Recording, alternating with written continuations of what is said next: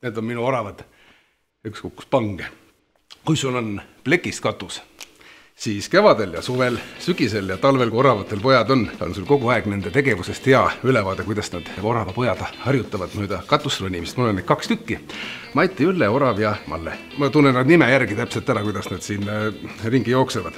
Siis on mul siin voodi ja mina magan siin juuksed peas ja linnud lendavad ringi. Need on parvede kaupa ja kogu aeg sa kuuled, kui sul see plekist katus peal on, et vehkimine ikka võtab tal selle leivatee nii lahti tagant, et iga lind paneb kogu aeg erineva sellise mõnusa plartsu sulle niimoodi, nagu tunnen kohe ära, kui laanepüü tuleb, väike vahe, või ju tuleb ürr, tema teeme, situb, võib öelda või?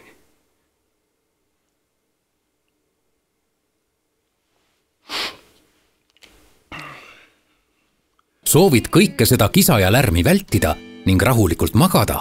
Loe kivikatuse kohta monier.ee. Lihtsaim tee uue katuseni.